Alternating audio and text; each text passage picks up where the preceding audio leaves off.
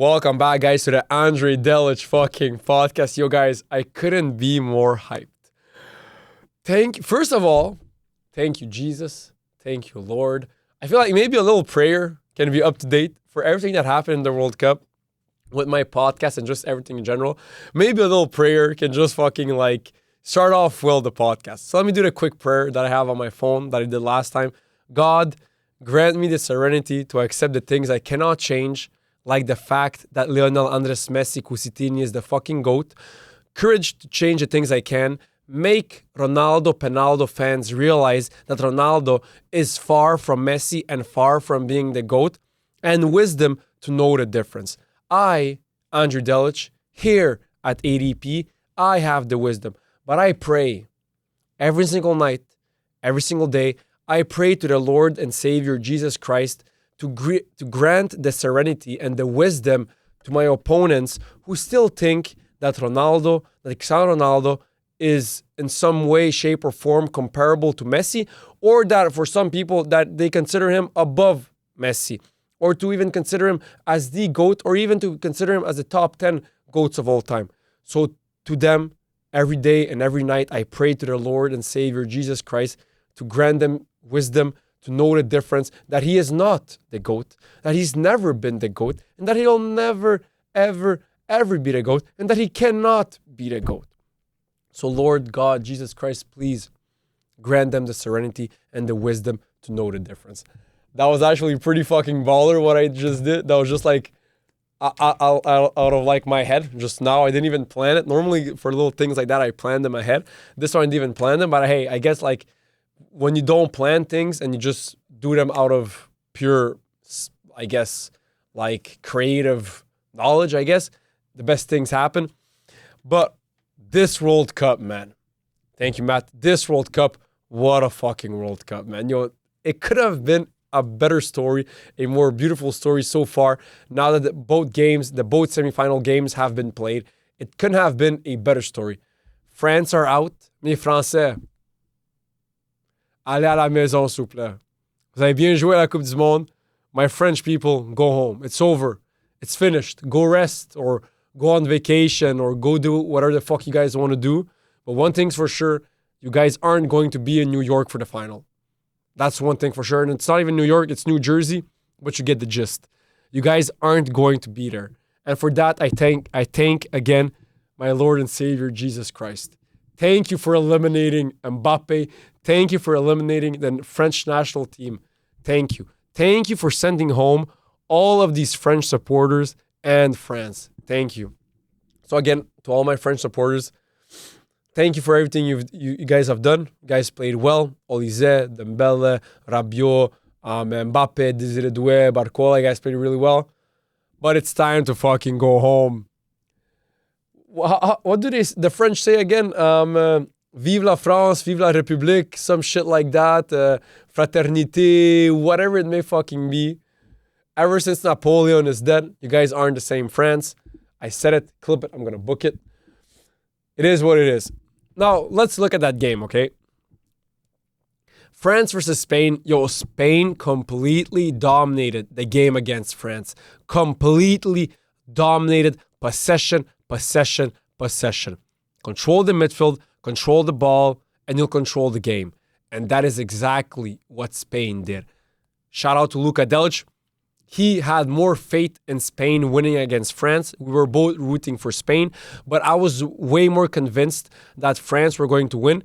And Luka said, no, Andre, believe me, I think Spain are going to win. I think they have higher chances to win this game. Just watch it. I said, Luka, I hope so. I fucking hope so that happens, but I don't know, man. This French team is fucking good. That's what I told him. Fast forward to the semifinals game. What a fucking pure domination from Spain. They completely dominated the game. They controlled the tempo, the pace, and the game, and the possession. They controlled everything from A to Z. Everything. Spain, what a national team. You guys are phenomenal at football, bro. Fucking phenomenal. And how you guys played against France, man, thank you, guys. Thank you for eliminating France. I wanted my GOAT, my king, Ronaldo to save me. He couldn't have done it. He wasn't able to do it. No fucking shit. He's old. He's washed.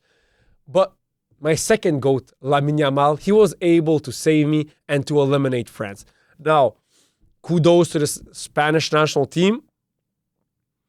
One thing that I will give to them is that it wasn't Lamine Yamal who single-handedly eliminated France, but the entire Spanish team played a vital and an important role to make sure that France get eliminated and to make sure that Spain are going on to the finals of the 2026 World Cup.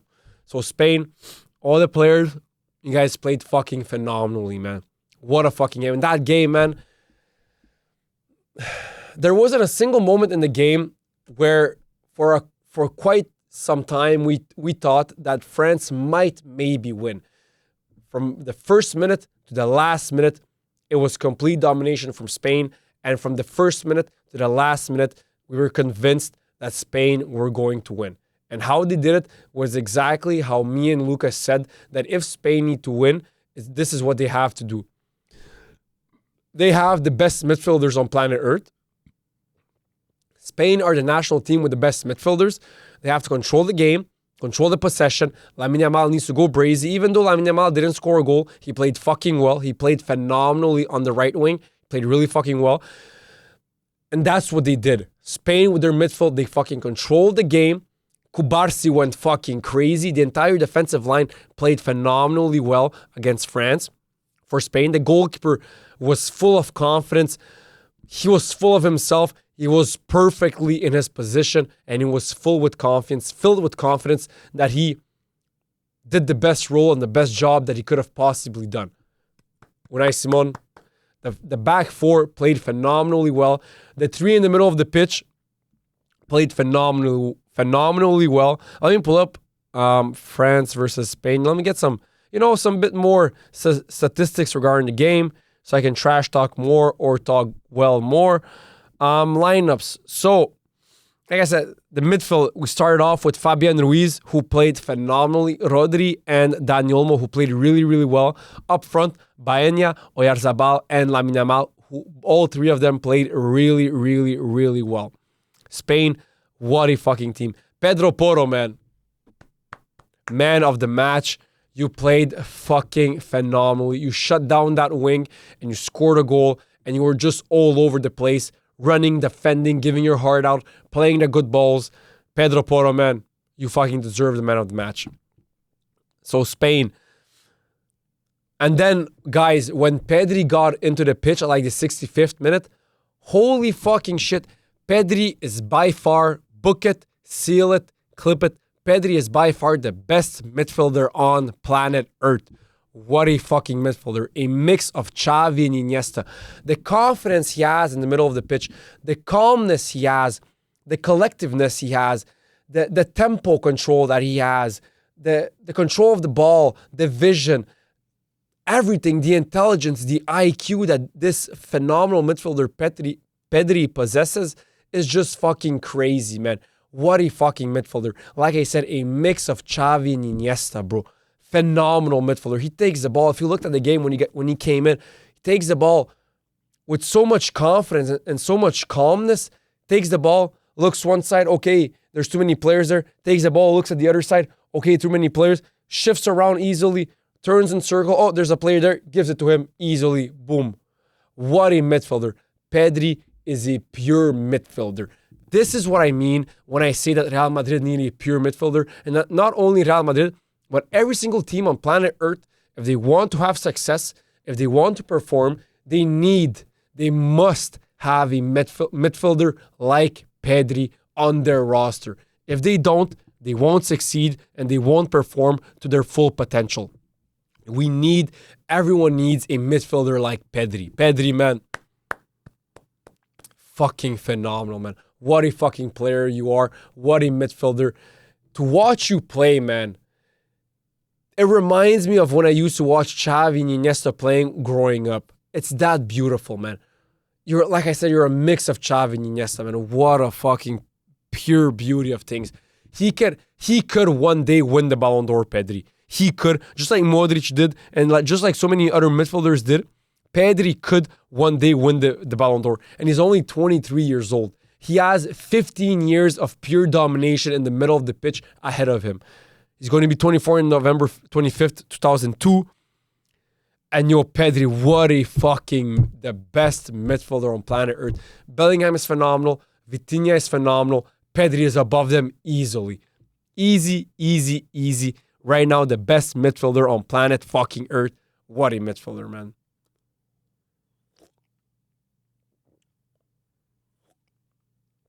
So let's get back to the game. So like I was saying, this game again, like I've been saying since the beginning of the season, since the beginning of last year where fucking Lamine Yamal went crazy in the Euros. Lamine Yamal, just like I said it before, is better than Mbappe. He's better than Barcola. He's better than Olise. He's better than Dembele. And he's better than Desiree Doué. Lamine Yamal is better than all of them. More talented, higher potential, better peak, just better at as a football player. Lamine Yamal is above them. It's a fact. Hate on him all you want. Call him cocky all you want. Although I believe that he's not cocky. I just believe that he's a 19-year-old having fun. That's what I believe. Some people call him cocky. I don't care. Call him whatever you want. Hate on him all you want. He is the best player on planet Earth. Of course, after, you guys know, Lionel Andres Messi. Like I've said so many fucking times. Guys, don't doubt me. Messi is still the best player on planet fucking Earth. And I don't even have to say it anymore because he's proved it for himself. And he's proved it on the biggest stage against the best players that, yes, in fact, he is still the GOAT. The best player of all time. Still to this day. The best player in the world. Even today, July 15th, 2026. Or July 15th? July 16th, 2026.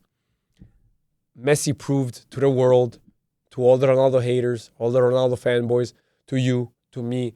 Not to me, I already knew it.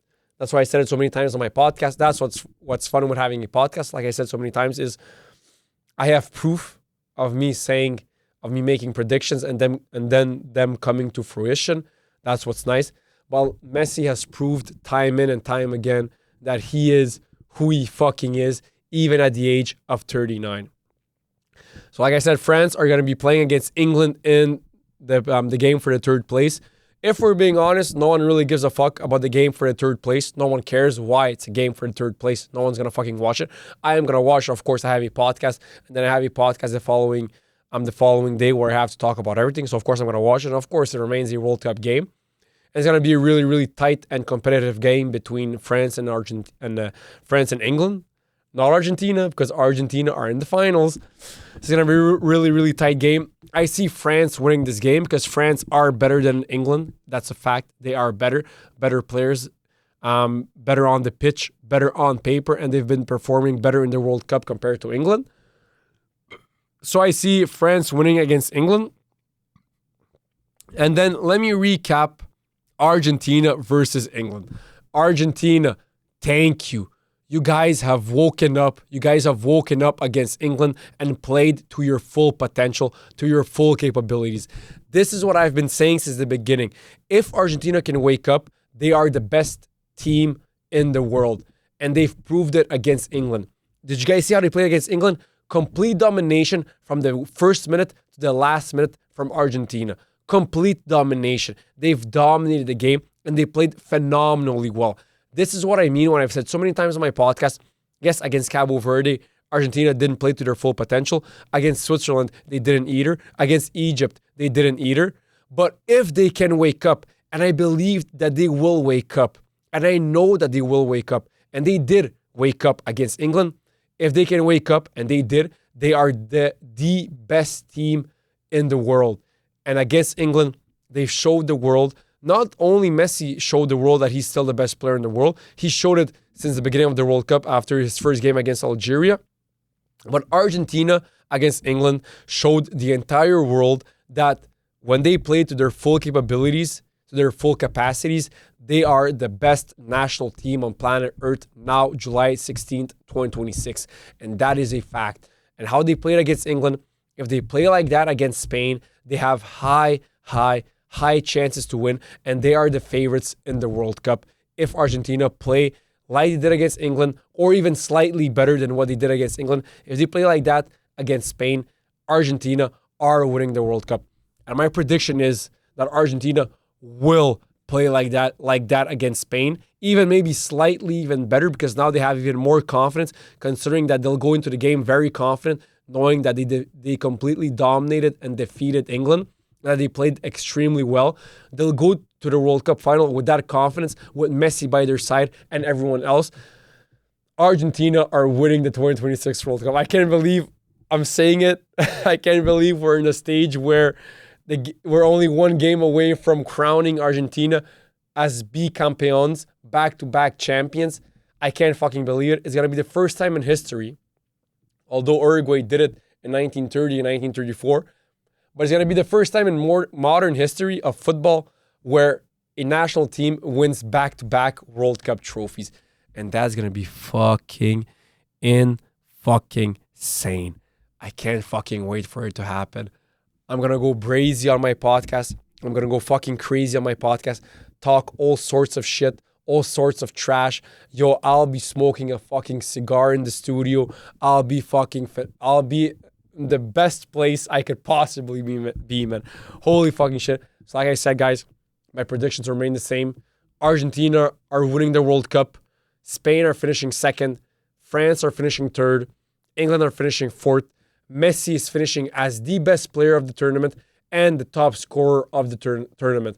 And on top of that, in October, Messi will win the 2026 Ballon d'Or, making him break again his own record of having the most Ballon d'Ors, going from 8 to 9, even though he deserves more. But hey, that's another topic that I'll keep for another day, even though I talked about it many times in the past. He'll break his own record again from 8 to 9 Ballon d'Ors for a single individual athlete, professional footballer. And on top of that, he'll be the oldest football player to ever win a Ballon d'Or at the age of 39. He's 39, guys. You know how many players retire at the age of 37 because they can't keep up with the game anymore? You know how many players are washed? You know how many legends of the game around the age of 37, 38, they become washed, like Cristiano Ronaldo, like Eden Hazard, like many other fucking legends of the game. At that age, hey, father time is a real thing. They get washed. They become washed. But Messi, not only is he not washed anymore, he's still the best player on planet fucking Earth. So guys, those are my predictions for how this World Cup is going to end. Now let's talk about England versus Argentina. Argentina, man, again, thank you for waking the fuck up against England. Thank you to all the players who played phenomenally against England. Emiliano Martinez, Molina, Romero, Martinez, Tagliafico, Simeone. Giuliano Simeone. If you ever see this clip, thank you. Thank you for everything you did against England. What you did, you brought energy to the team, you brought confidence, and you brought willpower, sheer willpower to the team, and you brought confidence, and you brought hunger, you brought fire to the team. You kept fighting with all the players, tackling, running, not giving a fuck, pushing these English players around, not being afraid of them. Giuliano Simeone, you fucking brought fire on the pitch for the Argentinian team. You brought fire, and your fire transpersed to all these other players, and they also then had more fire inside of them. Giuliano Simeone, what you did that game, a message to your dad. Diego Simeone, you fucking created a beast of a human, of a man, and of a player in your son, Giuliano Simeone. What a fucking dog. Diego Simeone, your son is a fucking dog on the pitch. He's a fucking dog, bro. What a fucking dog, man.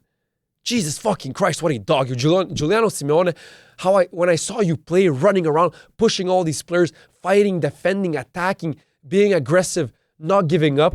Giuliano Simeone, man, you're the type of guy, if I ever go to war, you're the type of guy I want next to me, man. You're the type of guy I fucking want next to me. And I'm talking about real fucking war, like deep in the Balkans, 1990s type of war.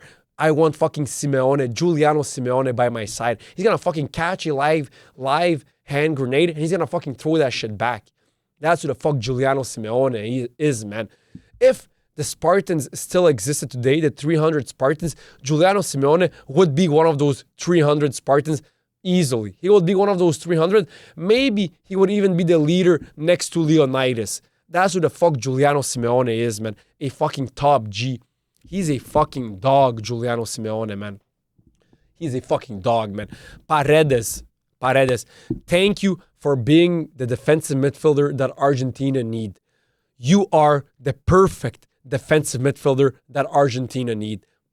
You run, you defend, and when you have the ball, you have such phenomenal control of the ball, calmness to the game, that you can take the ball, receive the ball under high pressure, remain calm, and know where to give it to calm down the game and stop the pressure from these English players.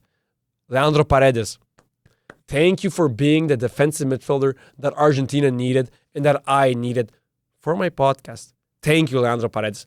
McAllister, you're playing really well. There's only one thing you're lacking, McAllister. One thing you're lacking.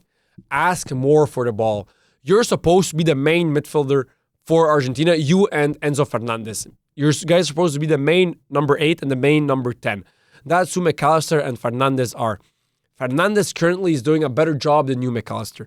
You're doing a good job. Keep your head up, dog. Keep your fucking head up, bruh. But ask more for the ball. Don't be afraid. You're fucking McAllister, man. You're a phenomenal midfielder, a phenomenal player. Ask more for the ball. Seek more. Try to create more. Go be more aggressive. Ask more for the ball. Try to be more involved in creation in the middle of the pitch, in the creative plays in the middle of the field. Be the midfielder, be the central midfielder and the attacking midfielder that Argentina need and that Messi needs for his second World Cup. Enzo Fernandez. Enzo Fernandez, thank you for your goal. No, thank you for your fucking goal, man. When you scored that fucking screamer, Enzo Fernandez, I almost started crying. I'm going to say it how it is. Real man cry. Enzo Fernandez, look me in the fucking eyes right now. When you scored your first fucking goal, man, I almost burned down my own house. I almost fucking cried. Real man cry. I fucking said I don't give a fuck. Real man cry. That's a fact. Enzo Fernandez, you tried shooting from a distance many times in that game, 2-3 times before you scored a goal. And every single time you shot from a distance, I'm like, yo, this motherfucker might score a banger because his shot is fucking phenomenal. And every time he shoots, he's close to scoring a goal from the distance. And when you shot that goal with the pass from Messi, and when I saw that ball go in, I don't know how I still have my voice today because I started screaming so fucking much. It was unheard of. Enzo Fernandez, thank you. With your celebration, thank you, Enzo Fernandez, for that goal. We needed that fucking goal. When you scored that goal, Enzo Fernandez, at the 86th or 7th minute, that is when I knew that Jesus is in fact 100% real. You know, sometimes you have doubt. Is Jesus real? I don't know. Shit's going bad in my life. Shit is going good in my life. The fuck. Sometimes you believe in him. Sometimes you don't. Sometimes you have faith. Sometimes you lose faith.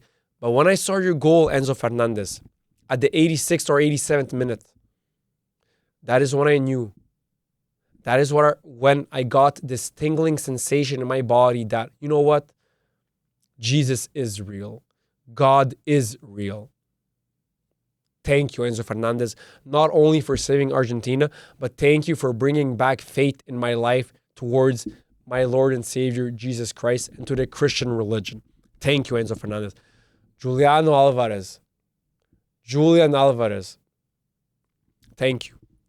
Thank you for being the striker that Argentina need, running around the pitch, attacking, being aggressive, looking for the ball, looking for some way to make a play out of something and score a goal out of nothing. Thank you, Julian Alvarez, for all your crazy work.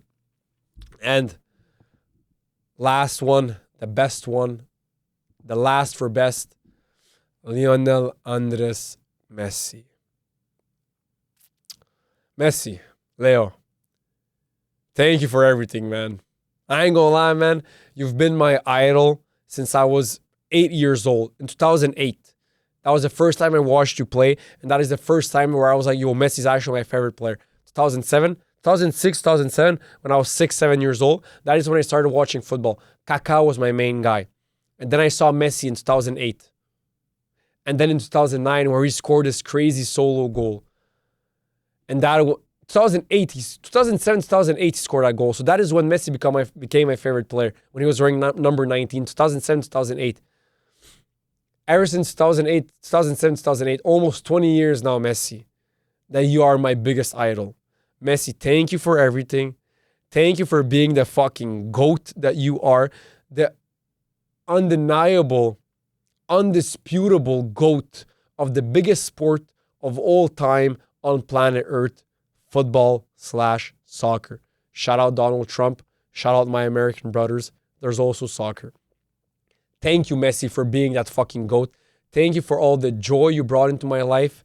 Thank you for all the emotions you made me feel. Thank you for all the experiences you made me feel whilst watching you live many times, 5 times to be correct. 3 times with Argentina. How many times did I watch him with Argentina? 1, 2, 3. 3 times with Argentina, once with Miami, once with Barcelona, and once with PSG. I saw Messi live 6 times, and those are some of the 6 best moments of my life. There are other moments, but those moments are fucking crazy. Did I see him 6 times? First time I saw him was against Brazil, 2012, where Messi scored 3 goals. Then in the Copa America, 2016 Centenario final. Then I saw him with Barcelona at Barca, when they played against Sevilla, 2016. Then I saw him with PSG in the Champions League against Juventus 2022. Then I saw him with Argentina against Canada in semi-final of the Copa America. And then I saw him with Miami when Miami played against Montreal here in Montreal. And I just wish that one day, Messi, I swear to God, to all my viewers, all my fans, all my followers, one day we will have Messi on ADP. I'm telling you guys, I don't know when, I don't know how, but one day Messi will be on ADP. I'm telling you guys, it's going to happen one day. Keep following this podcast because one day we will have Messi in the building on ADP. It's going to be my biggest podcast ever. And I can't fucking wait for that day. I know it's going to happen one day. But Argentina all together, man, you played really fucking well. Keep that energy going into the final. We need you guys to remain how you guys played against England. Even if you guys can play even slightly better, why not? The more the merrier, the more the better. So that needs to happen. And now for England.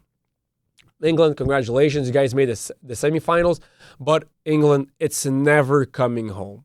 It's coming home. It's coming home. It's coming home. It's never coming home. I hate to break it to you guys. You guys won one World Cup in 1966. You guys are probably never, ever going to win a World Cup again. And the reason why I said it so many times, I expressed myself so many times why you guys will never, ever win the World Cup again. And the reason why is you guys play shit football. Amazing player, amazing players, amazing talents, but shit style of football. And that is why. But Harry Kane, you're a phenomenal number 9. In my opinion, now you aged like fine wine, meaning that now you're better than what you were before at Spurs when you were younger. Bellingham, keep playing the way you are playing, and you might end up as the greatest English player of all time. You might, because I don't know, Paul Scholes was pretty fucking insane.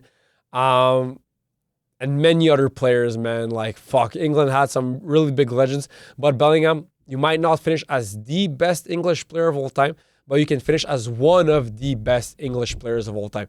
And this tournament, Jude Bellingham, you showed the world that you're not underrated, because before the World Cup, you were slightly overrated. You're properly maybe rated now because you show the world that you are one of the best midfielders in the world. Although maybe you are still a bit overrated because of your fucking media and your fucking PR is insane. But you still show the world that as a footballer, you are phenomenal, and you are phenomenal as a midfielder. You played really, really well this World Cup, and you were fucking phenomenal this World Cup. Gordon, you're going to Barcelona. I don't know why. You played really well. I ain't gonna lie. Against Argentina, you're probably arguably the player who played the best against Argentina. So I am gonna credit you that. That is a fact. You played really well. So we're gonna see at Barcelona and all these other players, England, salute, but it's never coming home. And I hope you guys win against France because I prefer England over France. But if I'm being logical and unbiased, I believe that France have way more chances of winning the third place spot over England. But hey, it's only one game. Anything can happen. And England, they aren't a shit team. They are a really, really good team. So they might win. So hey, let's see what happens. But I see France winning that game. Because that was it for that game. Now, let's get into more deep analysis of just the game in general. Listen, the real GOAT debate is this. It's not, is it Messi or Maradona? Is it Messi or Ronaldinho? Is it Messi or Pele? Is it Messi or Ronaldo? That's not what the real GOAT debate is. The real GOAT debate is this. Messi from 19 years old to 29 years old, or Messi from 29 to 39. That is the real who is the GOAT debate. Is it Messi from 19 to 29, or is it Messi from 29 to 39? I couldn't even answer that question. Gun to my head, I would probably say Messi from 19 to 29 because there's a Messi who scored 91 goals in a single year, which is probably his best year. And then there's 2015 Messi who went fucking crazy. But then Messi from 29 to 39, again, he's fucking insane, bro. That's the same Messi who won the World Cup, who's gonna win it twice. Messi from 29 to 39 is the Messi who won 2 World Cups. Is the Messi who won 2 Copa Americas. Is the Messi who went fucking crazy with Argentina. So the real GOAT debate isn't, is it Messi or Ronaldo? Is it Messi or Ronaldinho? Is it Messi or any other player? Is it Messi from 19 years old to 29 years old? Or is it Messi from 29 years old to 39 years old? That is the real GOAT debate. So one thing's for sure, the GOAT, it's sealed, it's over. There's no debate between anyone. Messi is the GOAT. It's written. God wrote it on the book. It's over. There's no debate. He's the GOAT. Now the question is the GOAT Messi from 19 to 29 or Messi from 29 to 39? That's a real question.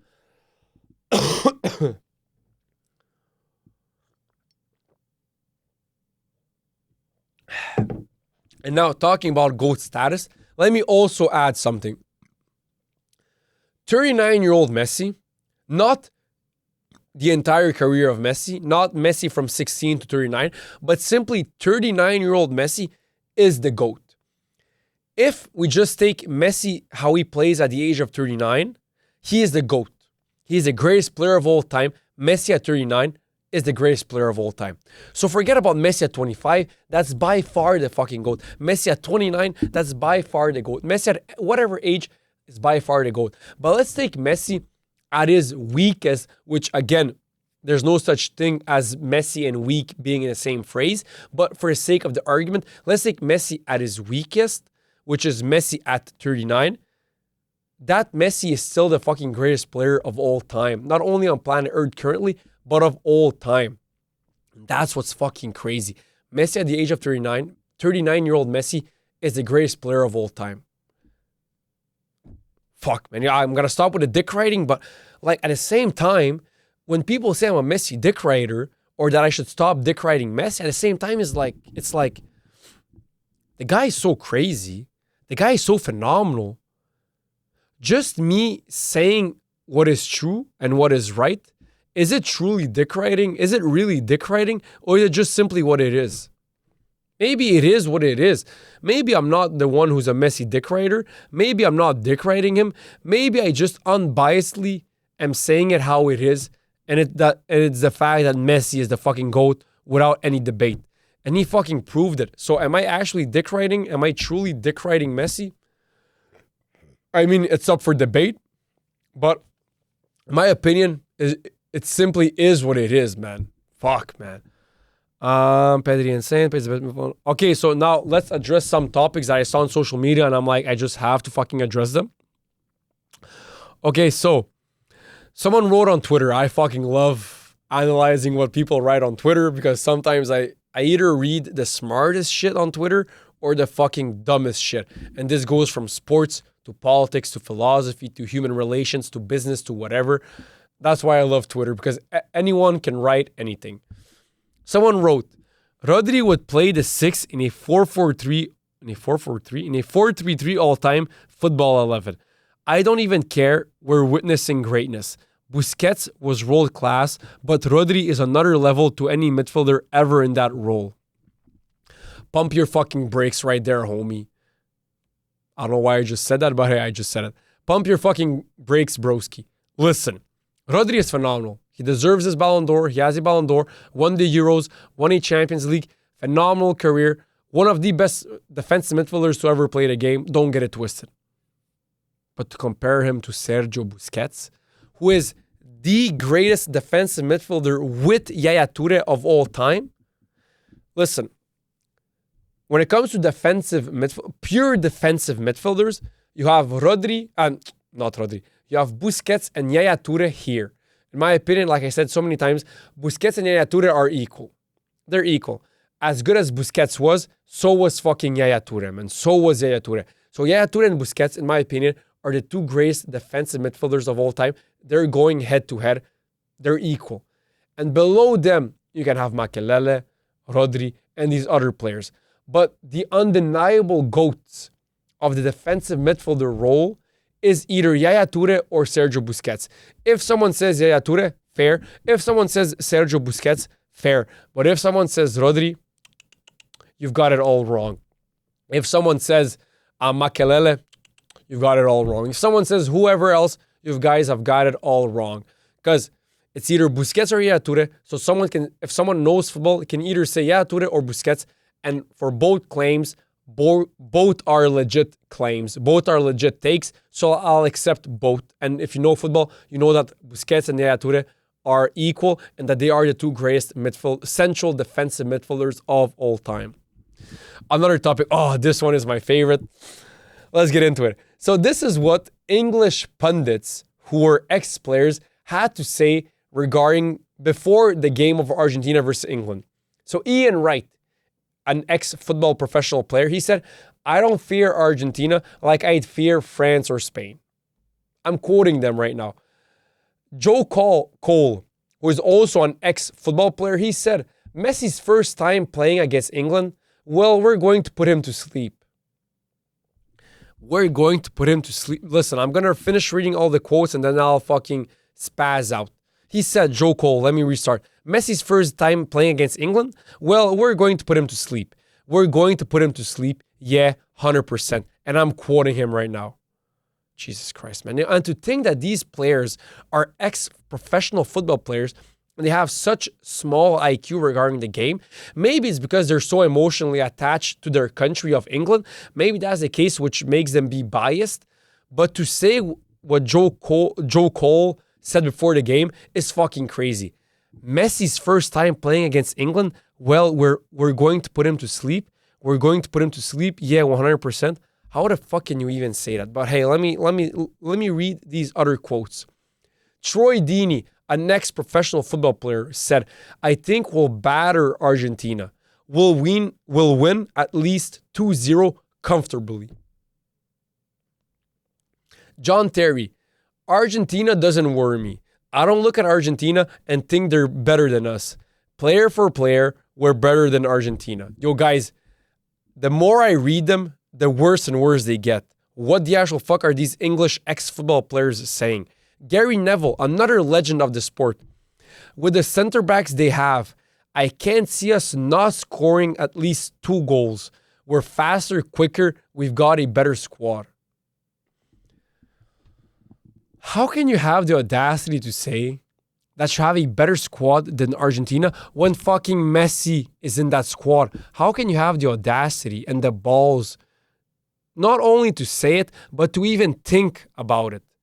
Jesus fucking Christ, man. And then last one, Paul Scholes, who is one of the best midfielders to ever play the game, an ex-football player. He said, it will be chaos. There will be red cards and everything. It will all be going off. He's the only one who slightly made sense because yes, it was chaos because of the historical context between England and Argentina, who had a war over the Falkland territory, the Falkland War over the Maldives. So of course there was going to be political, and it was going to be all people being all emotional and fucking fighting for their country. But everything that they've said, from Ian Wright to Joe Cole to Troy Deeney to John Terry to Gary Neville and to Paul Scholes, what the actual fuck are you guys saying? How the fuck can you guys said what you guys have just said? That's fucking crazy. Like I said, you guys are legends of the sports. I think it's because you guys were biased, because you guys are emotionally attached to England, because it is your national country, and you guys have represented England on a national stage. I think that's why you guys were biased, but these are stupid fucking takes, man. And I don't care if they see this. Say what you want. It's a fact. The game was played, and after the game, we realized, and now we can say comfortably, that these takes from these ex-English football players are fucking dumb, and they're fucking stupid takes. Next topic. Now, this is quick reactions from some of the sports' biggest celebrities reacting to Messi's performance and to Argentina's performance against England in the semifinals of the 2026 World Cup. Jalen Brunson tweeted out, "Argentina is unreal." Patrick Mahomes, and blowing mind emojis, like 6 of them. JJ Watt, a legend of the American football sport, he simply wrote in all caps, "Wow." Robert Griffin III, RG3, "Messi is the greatest of all time. We are blessed," in all caps, "to watch a master at his craft." Tom Brady, "Oh my God." Trey Young, "Messi with the right. This game is fire." Patrick Mahomes, 3 GOAT emojis for Lionel Andres Messi, bro. Yo, just witnessing this game, witnessing Messi, he's probably the biggest genius to ever play his sport, man. Jesus. Maybe I'm biased because it's football and I only watch football and that's my favorite sport. So maybe I'm a bit biased.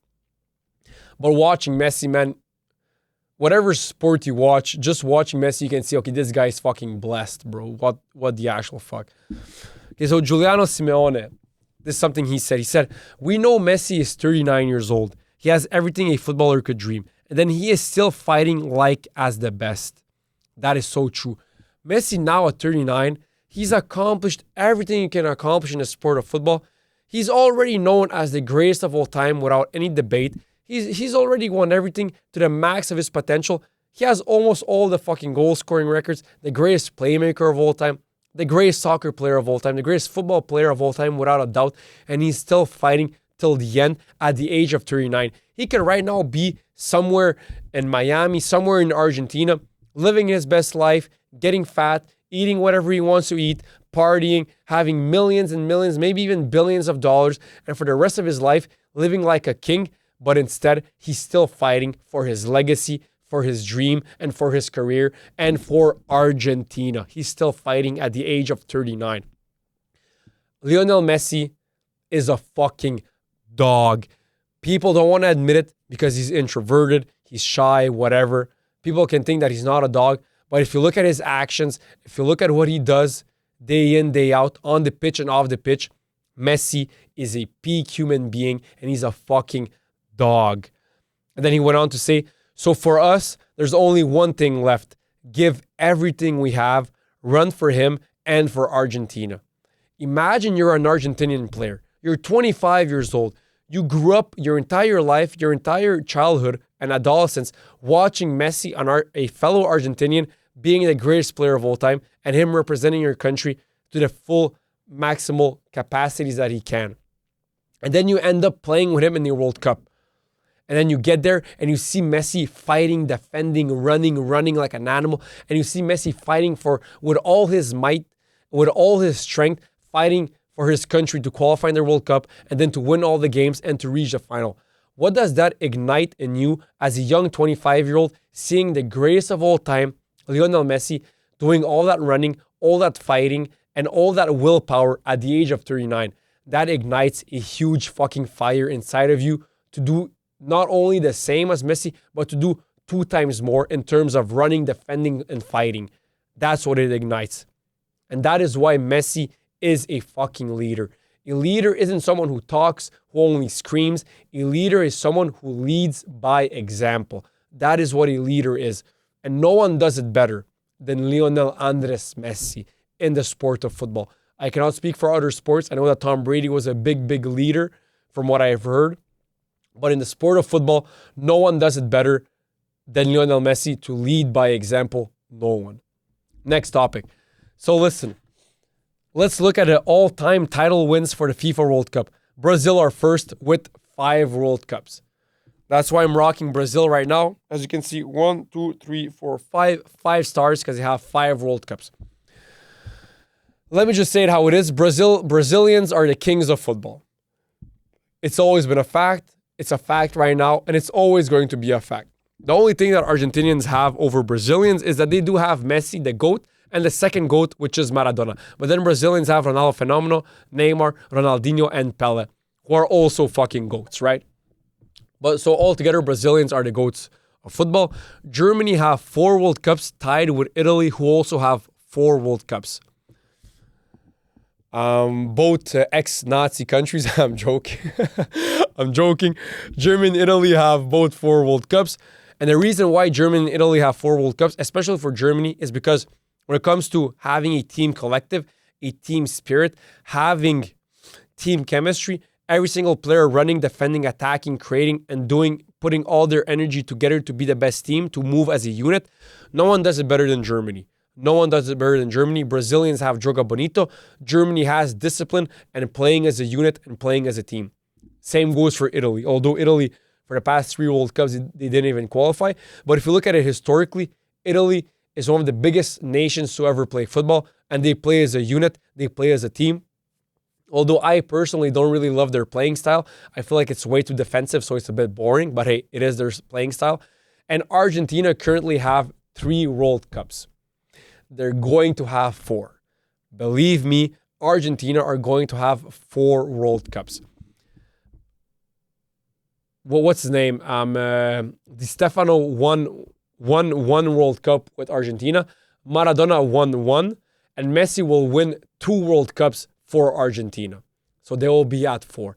If Messi wins a 2nd World Cup with Argentina, for Argentina, I'm sorry to all my Argentinians, but Messi has surpassed Maradona. I know many people in Argentina prefer Maradona over Messi because they go with the argument that Maradona had a less good team. He fought more for the Argentinian country. He single-handedly won a World Cup in 1986 when all the odds were against Argentina, which is true.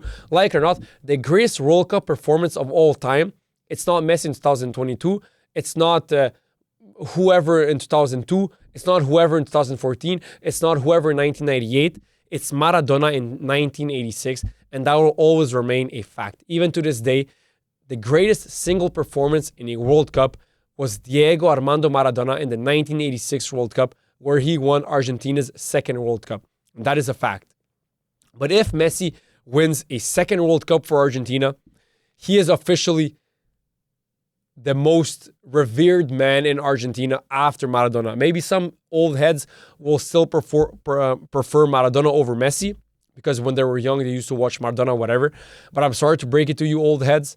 Messi, even now, I believe he's surpassed Maradona. But if he wins a 2nd one, he's officially and by far surpassed Maradona, man. France have 2 World Cups, and it's going to remain like this for the next 4 years because they're out of the World Cup. They're playing for the 3rd place. Uruguay have 2 World Cups. For people who don't know, they won the 2 first World Cups to ever exist. So in 1930 and then in 1934. Do they count? Well, of course they count, but hey, you guys know what I'm saying. England have 1 World Cup, which they won in 1966. And Spain also have 1 World Cup, which they won in 2010 in South Africa with Iniesta's amazing last-minute goal. They might win a 2nd one against Argentina now this Sunday. I don't see it happening. I believe that Argentina are going to win, but they have the possibility to win a 2nd World Cup, Argentina. Okay, I already talked about it. Okay, so let me skip that one. Okay, next one.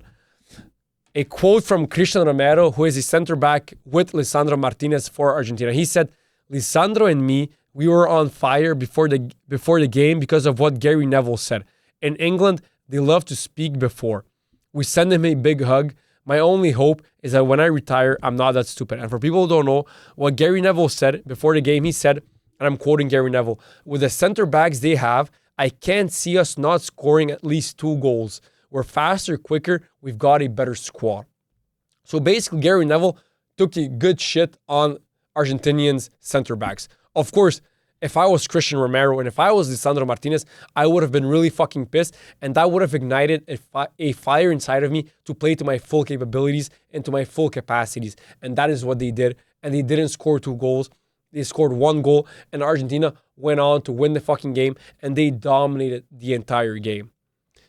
Next topic. This is something I saw, and I can't fucking believe that I saw this, but fuck, man. This next topic, this has to be the stupidest quote I've ever read regarding not only football, but regarding all takes and all quotes on planet Earth to have ever existed. And it's someone who said, if football debates were strictly about ability, Arjen Robben is a way better footballer than Messi. Arjen. If we remove trophies and look at player qualities like pace, skill, output, 1v1 stamina, Messi versus Robben becomes a very uncomfortable convo. Ask people to watch Robben play. This is by far the stupidest quote I've ever read in my entire life. And me being a big social media guy, I have read a lot of fucking stupid quotes. But this is by far the stupidest quote I've ever read on my entire life. I swear to God. If we remove trophies and look at player qualities, perfect. And then when he goes on to mention player qualities, he only mentions a few. Pace, stamina, that's almost 1. That's running. Skill, output, 1v1. Okay, let me say, now let's only talk about those 5 things. Although everything else that he failed to mention, like passing, IQ, vision, creating plays, defending, whatever else, finishing Messi is better 100 times better than Robben at. Let's look at these 5 things that he did name. Pace, of course, Robben is faster than what Messi is. That's a fact. Robben is faster than Messi. That's a fact. Skill, Messi is 100 times more skillful than Robben. Output, I don't know what he means by output. I guess it's like what you bring to the game. Messi brings 1,000 times more to the game than Arjen Robben. 1v1, Messi is the greatest 1v1 player of all fucking time. Robben isn't even top 10 when it comes to 1v1 of all time. He's not even top 10. You're comparing him to the greatest 1v1 player of all time. Stamina, okay, I'll give it to Robben because Messi is known to walk on the pitch, but he's the fucking goal, so he can walk all he fucking wants because when he gets the ball, he's fucking phenomenal. He's the most dangerous guy on the pitch. So stamina and pace, I'll give it to Robben. Nothing else does Robben do better than Messi except run faster and be more endurant when it comes to running. Nothing else does he do better than Messi. Nothing else. Next topic. This is a quote from Messi. He said, "It's been almost a year since I've been preparing for this World Cup, honestly. I spent December in Argentina, training in the morning and afternoon, nonstop. I knew I was going to give all I had to arrive in the best possible way, and he did. If you guys saw how physically Messi became prepared, how physically prepared Messi came to the 2026 World Cup, he's never been in that type of physical shape before. He's never had that amount of muscle mass on him before. When he was a player, when he was younger, he never had the amount of muscle mass that he currently has on him right now. Yo, he's jacked right now, man. I ain't gonna lie. If you look at him play, if you look at his pictures, yo, he has arms, shoulders, chest, back, abs. He has low body fat. Yo, he came to the 2026 World Cup in the best shape of his life. And he has no choice because when you get older with age, your nerves and your body naturally declines, the speed, everything else. So the more you can be healthy, the more you can be in shape with your muscles, the more you're going to preserve it. So that's why he came in the best shape of his life, because he is at the age of 39. And Messi or not Messi, father time is a real thing. And age, at the end of the day, catches up to everyone. To a certain degree for everyone. But even to Messi, it catched up to him. That's why he came to the 2026 World Cup in the best shape of his life. Next topic. Julian Alvarez. So Joan Laporta already knows where Julian Alvarez will play. He says Johan Laporta is a good friend and he already knows where Julian Alvarez is going to play next season. Let me insist. Julian is our player and he will be our player next season here at Atletico Madrid. Julian Alvarez will stay at Atletico Madrid for another season. Julian Alvarez, please join Barcelona. We need you at Barcelona. You are one of the best number 9s on planet Earth, and your style of number 9 will fit perfectly at Barcelona. Erling Haaland is a better number 9 than Julian Alvarez. I'll admit it. But his style of play as a number 9 wouldn't fit at Barcelona as well as Julian Alvarez. Mbappe is a better 9 than Julian Alvarez. But Mbappe's style of number 9 won't fit at Barcelona as well as Alvarez's style as a number 9 could fit at Barcelona. So Julian Alvarez, please join Barcelona because you're going to be a phenomenal and a perfect fit at Barcelona, Julian Alvarez. Next topic, Messi again. He said, Messi hits back at people mentioning Argentina's favoritism. He said, I'm quoting him, "It's crazy what we have achieved. Another World Cup final. This can make someone sad. They can say whatever they want. This group shows no one is giving us anything for free." That's a fact. No game was Argentina favored the entire tournament. They played simply better than every single team they faced, and that is why they've won every single game against every single national team that they faced this World Cup, is because they played better. And then he went on to say, we compete, we fight, we also play well.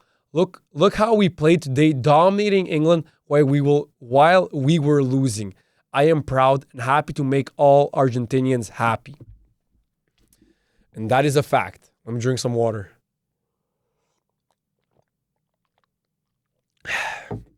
And that is a fact. Like I said so many times, there's no such thing as favoritism in the World Cup. Argentina or Brazil or England or whoever, the officials are fair. FIFA is fair towards every single country. It's fair play for every single player in every single country. No one is favoring Argentina. The game isn't rigged in favor of Messi. It's not. They're simply playing better than everyone, and they're winning all the matches that they need to win, and that's why they've moved on to the finals of the 2026 World Cup. The reason why they're there right now is because they've played better than all the teams they've faced in this World Cup. Another topic. Messi is the player with the most Man of the Match awards at the 2026 World Cup. He now has 5 Man of the Match awards in 7 games, which is fucking crazy because Messi's played 7 games. And out of those 7 games, he's started 6 games and he's won 5 Men of the Matches. That's actually fucking insane. Second one is Jude Bellingham with 4 Men of the Matches. Third is Kylian Mbappe with Erling Haaland and Vinicius, who both have 3. Lamine Yamal and Harry Kane have 2 Men of the Matches.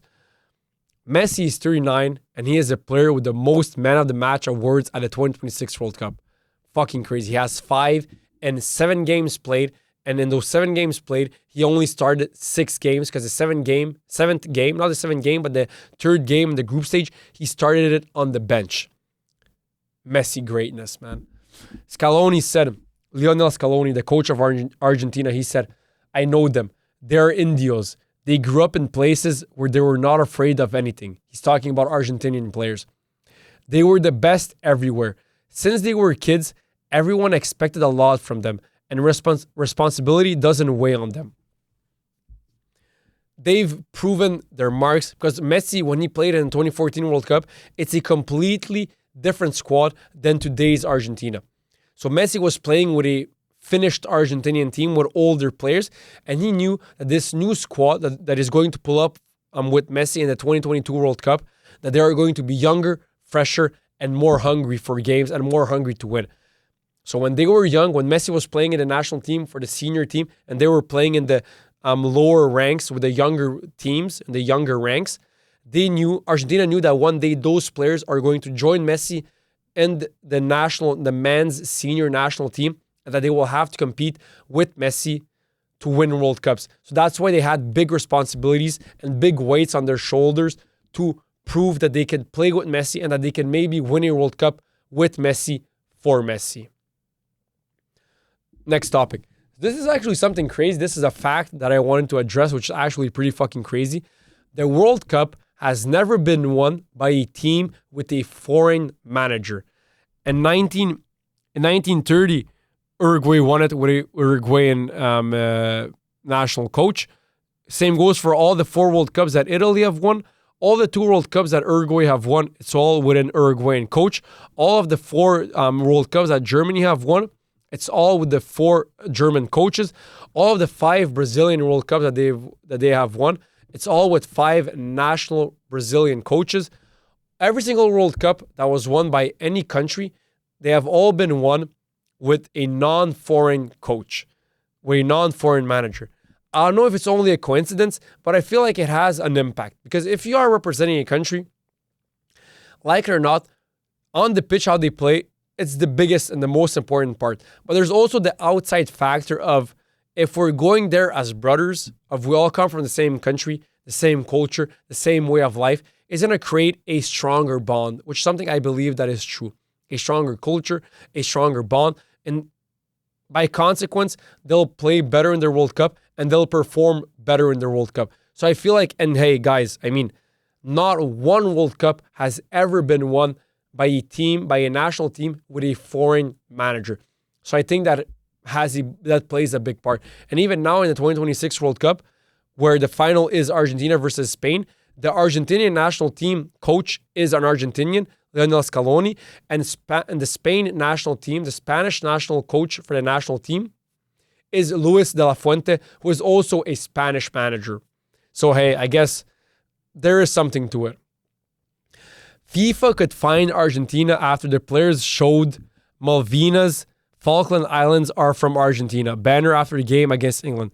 FIFA prohibits political gestures. Argentina's FA were previously fined $20,000 for the same banner in 2014. The Falkland Islands, in other words, Malvinas, are at the heart of a sovereignty dispute between the United Kingdom, which administers them, and Argentina, which claims them. A disagreement that led to the War of 1982. They were showing a Las Malvinas son Argentinas. It's like it says, it was a island, the Falkland Islands were a part where they were administered by England, but they were claimed as land by Argentina, which led to a war in 1982. And that's why in 1986, when Argentina played against England in the quarterfinals of the World Cup, that's why that game was so fiery, because it was only a couple of years ago, there was the Falkland Wars with England against Argentina. So that's why in the quarterfinals, when they met in 1986, it was really fucking spicy. That is also the same game where Maradona took the ball and scored the greatest goal of all time, where he took the ball and he dribbled past like 5-6 players and then the goalkeeper of England and then scored a goal. And that is also when Maradona scored his famous, that we all know, hand of God goal. And now last topic for this World Cup episode. Enzo Fernandez posted a photo of himself laughing with Lionel Messi and Leandro Paredes on his IG story with Wonderwall playing in the background. That's actually fucking baller, because that song is known to be England's national team song, Wonderwall. Whenever the England national team is playing, they put that song on before or after the game. That is England's national team song. And the following morning, after Argentina eliminates England, after Enzo Fernandez scores a fucking screamer against England, he posts a picture on IG stories with Messi and Leandro Paredes laughing and with the song Wonderwall. That's pretty fucking baller from Enzo Fernandez, man.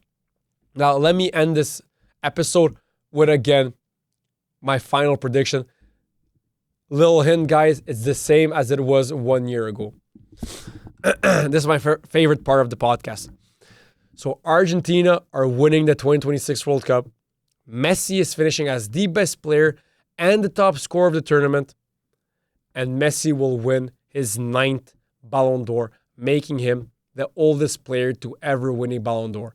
That was it for this episode. See you guys Saturday night, where I'll do probably a live podcast on YouTube with Luca, my brother. And then probably even Sunday for a pre-final podcast. So for that, guys, that was it for this episode. Peace out.